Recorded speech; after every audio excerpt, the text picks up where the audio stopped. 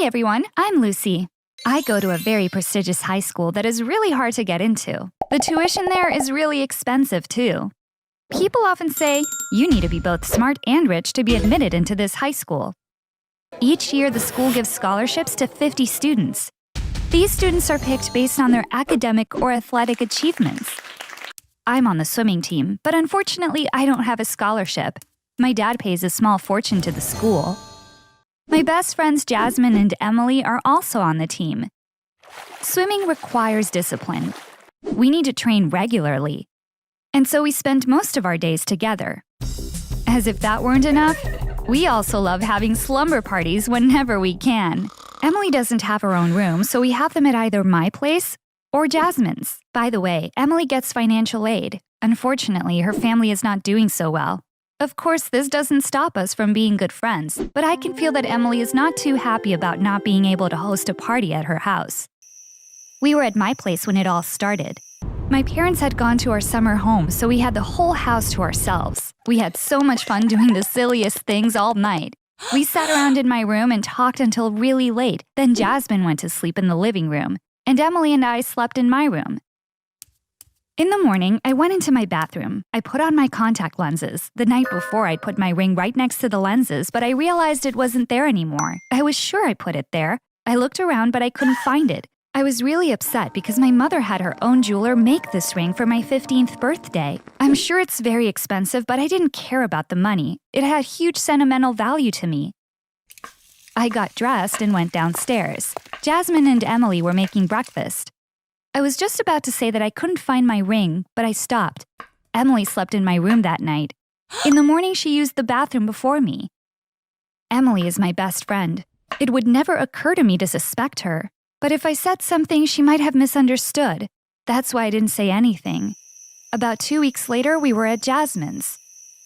Jasmine's family is one of the richest in the country. They have a gigantic house. Imagine, you have to call someone if you want coffee. A maid in a uniform brings it, like in the movies. As usual, we were having so much fun. We were laughing the whole time. At some point, Jasmine's mom came. Honey, Elsa is going into labor. Do you want to go to the hospital with your dad? She said. Elsa was Jasmine's dog, and she'd been at the animal hospital for some time waiting to deliver her babies. Jasmine was so excited. She said, you guys should go to bed. I don't know when I'll be back, and left. It was too early to go to bed, and luckily, we didn't have to train the next day. We decided to watch a show in bed. We needed a laptop for that. We began looking for Jasmine's laptop. This room is bigger than our apartment. I wonder where it could be, Emily was saying. I told her, you take a look around. I'll be back, and went to the bathroom. Oh. When I came back, Emily had found the laptop. We watched for a bit, but got bored. Elsa had the puppies. Jasmine sent us pictures of them. They were so incredibly cute. We hung out some more. I have a headache. I'd better go to sleep, Emily said. She went to sleep in another room, and I waited for Jasmine. The next day, my mom and I were supposed to go shopping. She sent the driver for me super early. I had to wake Emily up. We dropped her off at home. Then I went to meet up with my mom. We shopped until 2 or 3 p.m. I was feeling so sleepy. When we got home, I wanted to lie down for a bit and immediately dozed off. When I woke up, I saw there was a text from Jasmine. I want to talk to you about something, she wrote. I was surprised that she had sent it only to me. I was curious and called her right away. You can't repeat what I'm about to tell you to anyone, Jasmine started. And the things she told me made my jaw drop. Lately, I seem to be missing some things from my house every time we have a slumber party. What kind of things? I asked. First, I lost one of my pearl earrings. Then a ring.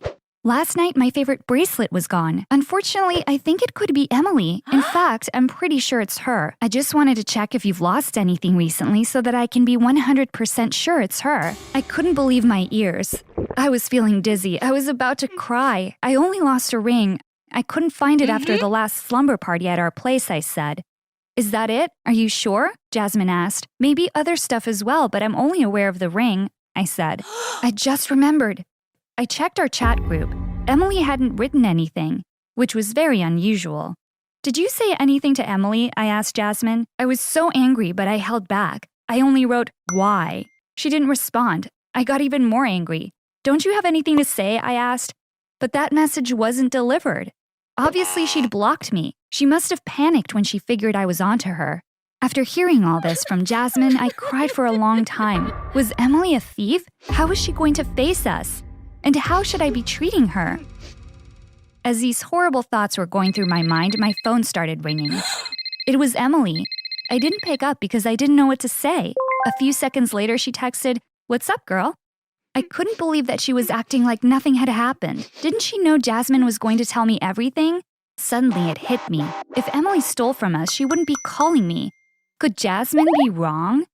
Maybe there was another explanation for everything, but I couldn't ask Emily, "Are you a thief?"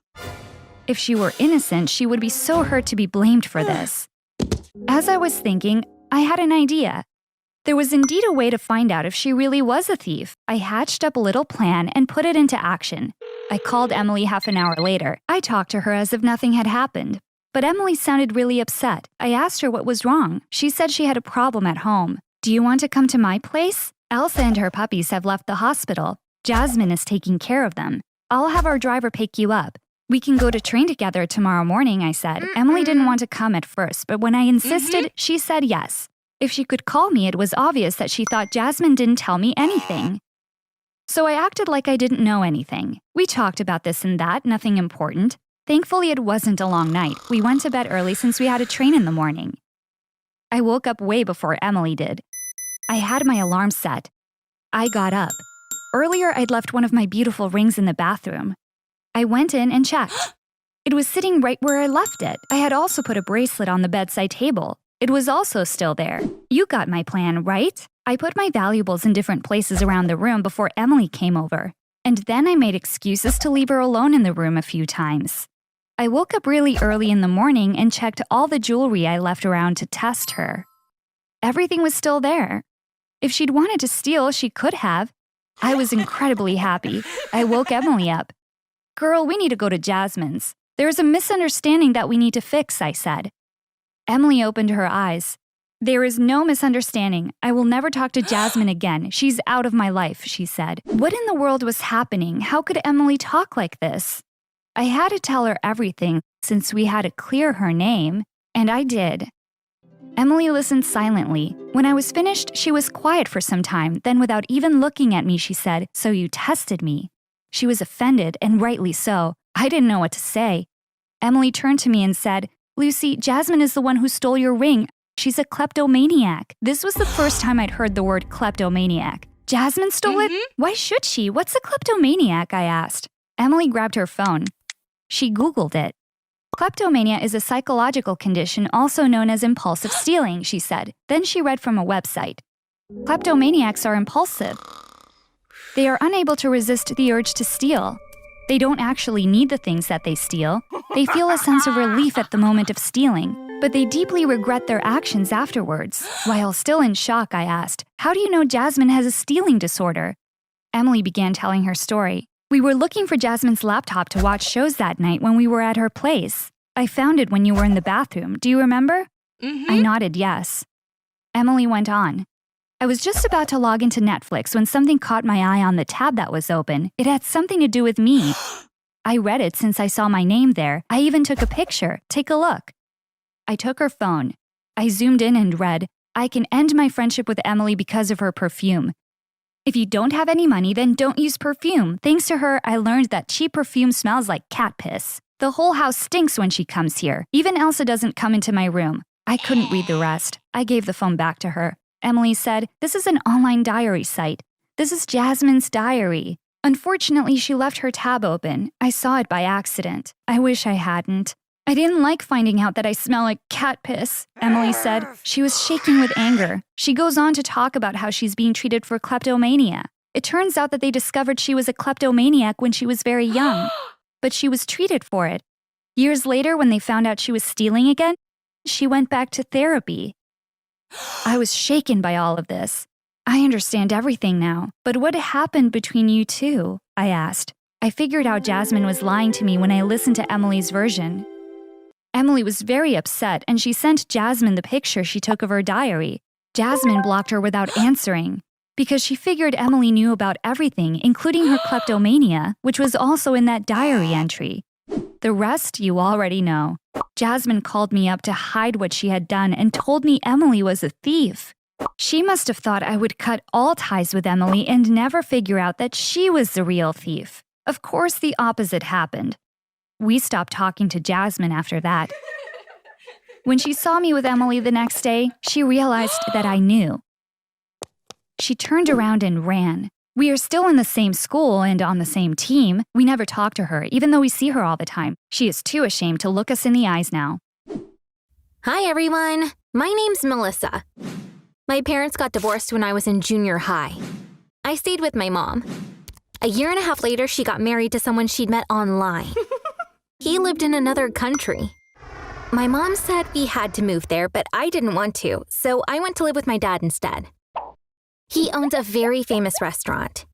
It's only open in the evenings. You have to book a table months in advance to be able to eat there. One day, my dad called me into his office. When I came in, he jumped up from his seat. "I have a surprise for you," he said. After a while, he came back with a woman. He said, "Melissa, I want to introduce you to Delia. Delia is the purchasing manager at the restaurant. We've been together for a while. I'm sure you'll be surprised to hear this. Delia and I have decided to get married." Just like he said, that caught me by surprise. "Really?" was all I could say. 2 months after this conversation, my dad married Delia. So that's how I got a beautiful young stepmother. I don't want to sound prejudiced, but Delia seemed to me like the gold digger type. I thought she only married my dad, who is much older and is also her boss, for his money. My dad is no billionaire, but he is pretty well off. But it wasn't something I could bring up with him because from what I could see, he was madly in love with his new wife. As time passed, I got to know Delia better. She was definitely a gold digger. She was constantly going shopping for shoes and expensive handbags. I saw her showing off all the jewelry that my dad had bought for her to her friends. She'd converted a large bedroom into a walk-in closet. It was stuffed with expensive clothes. She continued to shop online in the evenings. She was getting stuff delivered to the house all the time. No matter how much she bought, it was never enough. Though I couldn't stand Delia, I could never say anything to her either. But one day, I noticed that her attitude towards me had suddenly changed. Until then, she used to ask me, "How are you doing? How is school?" She used to try to chat with me. But something happened and she stopped talking to me. She wouldn't even look at me. One night, as I was brushing my teeth, it dawned on me. I thought I had figured out why my stepmother was acting differently towards me. For years, I've kept a diary. For me, it's the same as going to therapy. I was able to overcome many of my issues thanks to this. Before I go to bed, I always write down whatever happened that day. So, had Delia secretly been reading my diary? That was my theory. If she had read my diary, it meant she had found out what I really thought of her. I'm sure she did not like that one bit, because everything I wrote about her was negative. So it made perfect sense that she'd get upset and stop talking to me. I used to leave my diary on a bookshelf in my room, but now I started carrying it in my bag. One night as I was writing, I realized something. I was censoring my thoughts about my stepmother. I wasn't writing the bad stuff about her in case she might end up reading it. This made me really uncomfortable. I told myself, I don't care if she reads it. I'll write whatever I think, and that's exactly what I did. One evening, I was in my room when my dad came in. Looking all serious, he said, "Melissa, I want to talk to you about something very important." He said, "Your education is really important. In class, you should be focusing on what the teachers say and nothing else." I stared at him in shock. "Dad, where's this coming from now? Did the school call you?" "No, they didn't call me. It doesn't matter how I found out. Please just pay attention to your studies," he said. After my dad left, I started thinking, what was that all about? Why did my dad need to give me that talk? And then I got it. It seemed like my stepmother had read my diary again, because I had recently written that I had a crush on someone, and I wasn't able to concentrate in class because I couldn't stop thinking about him. Delia had read this and immediately told my father about it. To me, this meant that my stepmother had declared war on me. She had started using what she learned from my diary to destroy my relationship with my dad. I was so angry I couldn't sleep all night. Who did she think she was? I decided to talk to her the following day. She wasn't home when I came back from school. After a while, she arrived again, carrying a ton of shopping bags.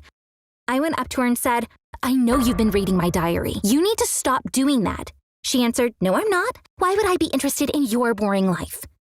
Then why did my dad give me the focus on your studies talk? I know you read that from my diary and told him, I replied. I'm not interested in you or your diary. Please don't involve me in your childish games, she snapped back. That night, I talked to my dad about it, but I couldn't convince him. Delia is not someone who would read your diary. That's your private life. And she's civil enough to respect that, he said. He was obviously protecting his wife. Of course, I was sure she had read it, but my dad was still far too in love with her to see what was happening. I had to find a way to prove that Delia was reading my diary, and I did. I'd written earlier that I thought Delia was a gold digger, and she had read that. So I decided to write some things that weren't exactly true. Do you want to know what I wrote? Here it is. My stepmother really pissed me off today, so I talked to my dad tonight. Deep into our chat, I asked him, Dad, why did you marry this woman? All she cares about is your money. Don't you realize that? My dad replied, unfortunately, I've begun to suspect this as well. I love her very much, but she is shopping nonstop, and that's not normal at all. Yes! My dad is now becoming suspicious that she is a gold digger. He will definitely see the truth soon. That's what I wrote in my diary. Of course, I never had that conversation with my dad. I made up every word of it. My plan was really simple. My stepmother would read what I had written and ask my dad, how could you think that about me? So my dad would immediately come and talk to me. And first, I would prove that Delia had been reading my diary. And second, my dad would know what I thought about her and maybe he would start having some doubts about her too. The next day, I left my diary on my desk and went to take a shower. I spent a long time in the shower to give my stepmother plenty of time to read it. I was wondering what would happen next. My dad didn't come to my room that night. That meant my stepmother hadn't talked to him. He didn't come the next day either. What happened? Why hadn't Delia confronted my dad? Would she keep quiet after what she'd found out? Yes, for some reason she kept quiet. Do you know what she started doing instead? She began removing everything she had bought from our house. Of course she was doing this secretly. But every time I looked into her walk-in closet, I noticed there were fewer and fewer of those expensive bags, shoes, and clothes. Where was she bringing all this stuff and why? Since my plan didn't work out exactly like I hoped, I decided to write something that could have a bigger impact. Here is what I wrote. I stopped by my dad's restaurant today. He looked really sad. I asked him why. He didn't want to tell me at first, but then he said, I'm thinking about divorcing Delia. Unfortunately, our suspicions have been confirmed. I was both happy and surprised by this unexpected news. I think she'll finally be out of here soon. Do I need to spell it out? Of course I made all that up too. Again, I left my diary lying around and jumped into the shower. I was sure my stepmother was reading the things I wrote about her while I was in there. My dad was at the restaurant that night. I was so curious about what would happen. This time, it would definitely come out that my stepmother had read my diary. I thought Delia would call my dad on the phone and my dad would rush home, but again, things didn't pan out as I expected. The house was really quiet. I ran into Delia as I was going into the kitchen. She was about to go out with a huge suitcase. She left without even looking at me. Of course, I panicked big time because of me. My stepmother had left home. I called my dad. I couldn't tell him about my diary. I only told him that Delia had left with a suitcase.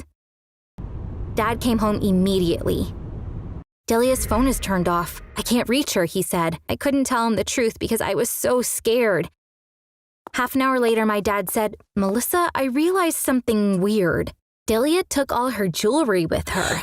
Perhaps that's normal, but there was a considerable amount of cash in the safe. She took it all. But that's the company's money. And Delia knows this. I don't want to use this word, but this counts as theft. And then he went to the police. He learned unbelievable things about Delia there. It turns out she was, in fact, a professional gold digger. She would marry much older, well-off men and then steal their money. She'd start working for people whom she had set her eyes on. Then she would start flirting with them. After marrying them, she would take as much of their money as she could and then disappear. I had figured out that she was a gold digger, but obviously I couldn't have guessed this much. quite a bit of time passed. Then one day, I saw Delia on the news on TV. She had trapped someone rich again. But this time, the man found out the truth after doing some research before marrying her. And he went to the police. I was really relieved to see Delia in handcuffs. It turned out that she'd been hiding the jewelry and the money she stole in a safe at her mother's house. This is how my dad got back his company's money and most of the jewelry he bought for Delia. By the way, I keep saying Delia, but it turned out her real name is Fiona. With every marriage, she was making up a new name and using a fake ID. Months later, I was able to tell my dad the truth about the diary. I couldn't foresee what his reaction would be. He burst out laughing. "Just like your mom, you're a force to be reckoned with," he said. My only intention had been to prove my stepmother had been reading my diary. But my little game ended up leading to something I could have never expected. Hi friends, I'm Julie. I accidentally discovered my family's biggest secret. It's such a huge revelation that our lives will never be the same again. It all started when my older sister Jenny moved in with us after leaving her husband. I had no idea at the time that our marriage had been a mess for a while. When she found out that her husband Chris had cheated on her, it was the final straw. One morning while he was sleeping, she took her sons and left him. My sister is a housewife. She's never had a job in her life. She took her kids and moved in with us because she had nowhere else to go. At first, she told us it would be temporary, but after a year and a half, she is still living with us. I think she thought she'd get back together with her husband, but they just kept fighting for months. They weren't able to reconcile. All that fighting not only caused their marriage to end, but it also messed up our family because I saw a text message from my sister's husband when they were arguing. I was curious about what he meant with that message. When I looked into it, I found out about my sister's incredible secret. Let's rewind and go back to that evening. Now I see that by then, my sister was starting to lose any hope she had of keeping her marriage going, and this had made her very hostile. She wasn't speaking to my mom or me. She wasn't taking care of her kids. She wasn't eating. She wasn't sleeping. All she did was fight with her husband on the phone or through text messages. Yes, their marriage was in terrible shape. Chris was cheating on her. He didn't want to get back together, but my sister was still madly in love with him. She couldn't imagine her life without him. One night, I was putting her kids to sleep. The younger one asked, "How many days can a person go without food?" I knew why he was asking that. He heard my mom telling me, "Your sister didn't eat again today." Naturally, he was concerned about his mother. I gently rubbed his head. "Nothing's going to happen to your mom, because I'm going to go and make her an amazing sandwich. No way will she be able to resist it. She'll eat the whole thing," I told him. That put him at ease. "I want that same amazing sandwich in the morning too," he said as he closed his eyes. So right after he fell asleep, I went to the kitchen and made the best sandwich I could for my sister. I even added a birthday candle on it to make it cuter. I knocked on my sister's door. When she didn't answer, I cracked the door open and looked in. She had fallen asleep. I went into the room to put a blanket over her. I left the sandwich next to her bed. She was clutching her phone. Maybe she had dozed off in the middle of an argument, exhausted from lack of sleep. I smiled. She seemed so cute to me at that moment. I was still a baby when my sister left home. We never had a close relationship. Actually, that was quite normal because we didn't really spend that much time together. She didn't know me at all. That said, I can't really say her relationship with Mom is all that great either. She used to visit us at most once a year and called us every month or so. After Dad passed away, she started calling Mom more frequently. I think she was trying to be supportive, but our relationship didn't change much. She only held me and cried long and hard at Dad's funeral. I was thinking about all this as I was watching my sister sleep. I took the phone from her hand. I put it on her nightstand. Just as I did that, the phone screen lit up. She got a new message. Without meaning to, I read it. The message was from her husband. "Enough! I never told you to leave your daughter for me," he had written. While I was still processing this, another text from Chris came in. "Don't give me that guilt trip again. You didn't want your daughter. You made me your excuse. We both know that." I was so shocked and upset when I figured out what Chris was saying. Apparently, besides her 2 sons, my sister also had a daughter and she had given her up for adoption. Since she was blaming her husband for this, she must have abandoned her daughter to marry Chris. I accidentally learned something incredible. I switched off the light. I ran out of the room. I was still in shock when I lay in my bed. I thought my mom definitely knew about this, but she never told me. Normally, she loves talking about my sister, and she usually criticizes her. For example, she used to say, "Your sister's marriage wasn't going well since day one, but she still had those 2 babies. So why did she never say she had another child? Maybe my father didn't know, and she hid it from me because she was scared he would find out." This accidental discovery changed my whole perspective on my sister. How could a person do this to her own child? How could she abandon her for such a selfish reason? How old was her daughter right now? What was her adoptive family like? Did she know who her mother, my sister was? Could I find my niece? As her aunt, could I give her the warmth that her mother denied her? Now I was thinking about these nonstop. I wanted to find this poor child whose existence I had just found out about and give her back the life that her mother had taken away. But to be able to do that, I needed more information. I decided to talk to my mom and get answers to my questions. I was going to find my niece no matter what. Since my sister and her kids were always around, I had to wait for some time to talk to my mom. After a while, I got the chance I was waiting for. My sister wasn't able to look her sons in the eye. The poor kids were still trying to find out what was going on. They had moved into their grandmother's house. Their father wasn't around. Their mother was on the phone, screaming all the time. My older nephew, Noah, was about to start high school, but he didn't even know what city he was going to be in. He was already a shy kid. Now he had become even more withdrawn. I hadn't heard a word from him in days. My mom was naturally sad for the boys. There was a water park in our city. When I was younger, we used to go there every month. My mom thought of taking the kids there. I was supposed to go along to help her out. The following day, we were at the water park with the kids. Noah went for a swim in the pool. The younger one was playing on the slides. Mom and I sat at a cafe from where we could see the slides. I was looking forward to talking to her, but I didn't know how to start this conversation. Finally, I blurted out, "Mom, does my sister have a daughter?" My mom was stunned. She stared at me. "What are you talking about?" she said. I told her about the texts I read on my sister's phone. She was visibly stumped. She said things like, "Don't be silly, there's no such thing, you must have misunderstood." But she was so panicked that I could tell she already knew about this, but kept it from me. When I confronted her, she got angry. "You're a big girl now, you're heading off to college soon. Instead of thinking about things like this, do something for your future," she said. She began rambling on so that I wouldn't ask any more questions. When I figured out she wouldn't talk, I had to back down. What was I going to do now? My mother was obviously lying to me. I wanted to find my niece no matter what. Since I couldn't ask my sister, there was only one person left, her husband, Chris. Yes, I was going to ask him. I wasn't sure if he would help me out, but I had no choice. I had to give it a try.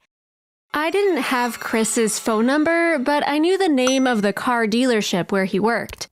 I Googled it and found it right away. I called the number. They called Chris to the phone. My voice was shaking. I said, "I'm Julie," and he was really surprised.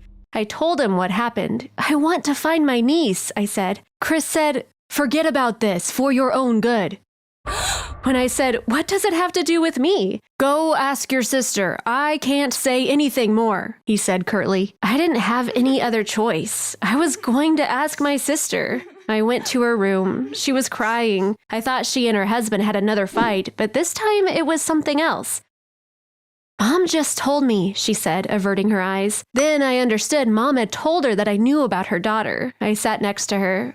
"I didn't want to upset you. I just want to find my niece and tell her that she has a family," I said, resting my head on her shoulder. My sister started stroking my hair. "You only have 2 nephews. You don't have a niece," she said.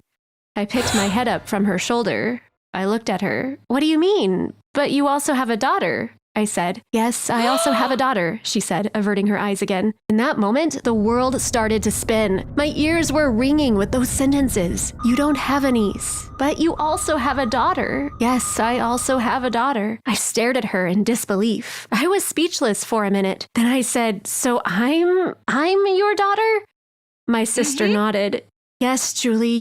You're my daughter." I couldn't breathe. I didn't know what to say. My sister, who I had just found out seconds ago that was in fact my mother, started telling me the whole story. It was my freshman year in college. I made the biggest mistake of my life. I got pregnant by someone I didn't really know well. All I knew was his name, or at least I think I did. I still had the baby, and that was you. I was going to school. Your grandmother was taking care of you. Then I met Chris. I fell in love with him. Chris wasn't someone who would marry a young woman with a baby because he was an adventurer at heart. He wanted to travel the world and eventually settle down in a place that he liked. I left you with your grandmother and left with him. We traveled for 3.5 years. We got married along the way, but we came back because we couldn't make it work anywhere else. When I got back, I saw that you were calling your grandmother Mom. While I was gone, your grandmother had become your mother. I was really sad, but I knew I deserved it. Your grandmother made me swear, "You will never tell anyone that Julie is your daughter," she said. No one else other than Dad and Chris knew. And now you know. Everything came out in the open that day. I was the biggest secret in my own family. The person I knew as my sister was my mother. The person I knew as my mother was my grandmother. So what happened after I found out about all this? You might think it's strange, but almost nothing's changed. Yes, my sister might be my biological mother, but she's not my real mother. A mother is someone who raises and cares for a child. My sister surely doesn't deserve to be my mother. I only have one mother, and she will stay as my mother forever.